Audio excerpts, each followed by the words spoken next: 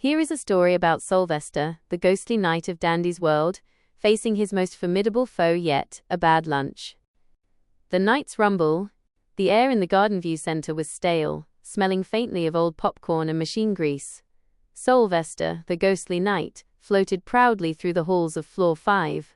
His gray armor clanked softly, not because he had physical feet, but because he liked the dramatic effect. "Fear not, citizens," Sylvester boomed to an empty hallway. "I, Sir Sylvester, shall extract the ichor and lead us to victory." He patted his breastplate, which made a hollow metallic thud. Unfortunately, that thud was immediately answered by a much louder, wetter gurgle from deep within his spectral form. Sylvester froze. Earlier that day, he had found a half-eaten tuned turkey leg inside a glitched vending machine near the elevator.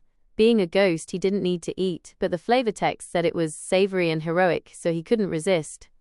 Now he regretted everything. His ghostly stomach churned like a washing machine full of rocks. A sharp cramp twisted his ectoplasm. "Oof," he whispered, his bravado vanishing. That is not the sound of valor." The quest for the porcelain throne. The gurgle returned, louder this time. It sounded like a twisted pebble growling in a cave.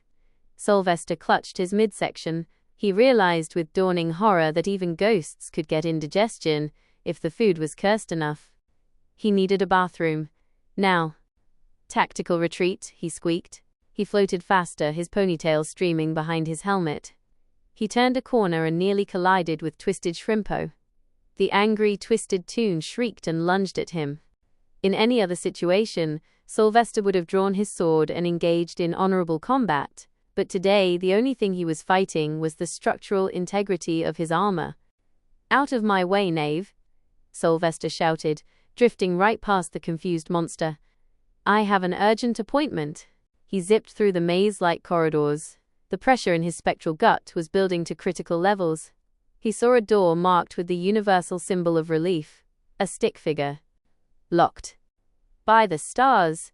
Sylvester rattled the handle. "This is treachery." He could hear the Twisteds getting closer. His stomach let out a noise so loud it echoed off the walls, alerting every enemy on the floor. He needed a keycard, but he didn't have time to solve a puzzle. Desperate, he phased through the door, remembering suddenly that he was in fact a ghost and doors were optional. The relief. Inside, it was dark and quiet. Sylvester rushed to the stall. "We shall draw a curtain of privacy over the next few minutes." Let it be known, however, that the sounds emerging from that stall were more terrifying than any Twisted Dandy jumpo scare. When Sylvester finally emerged, he felt light, lighter than usual for a ghost.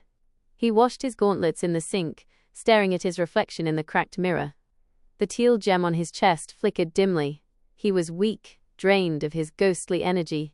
The turkey leg had done a number on him. He floated out of the bathroom, trembling. I have survived," he wheezed. "But at what cost? The cure from Dandy's shop?" He stumbled toward the elevator, where he found the glowing neon sign of Dandy's shop. Dandy, the flower-headed ringmaster, leaned over his counter with a mischievous grin. Well, look who looks like they've seen a ghost." "Oh wait, you are one." "Ha ha ha.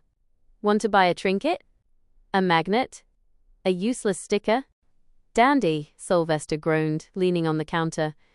"I require aid." "I ate the turkey leg." Dandy gasped theatrically. "The Floor 4 turkey leg?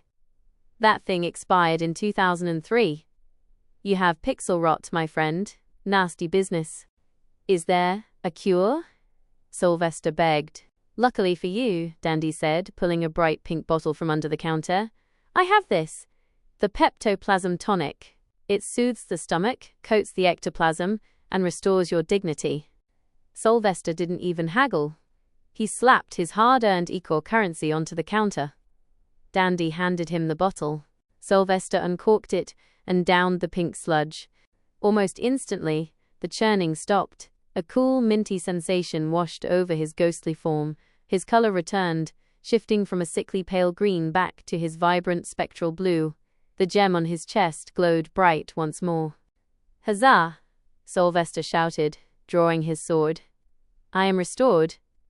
The beast within has been slain." Dandy counted his money.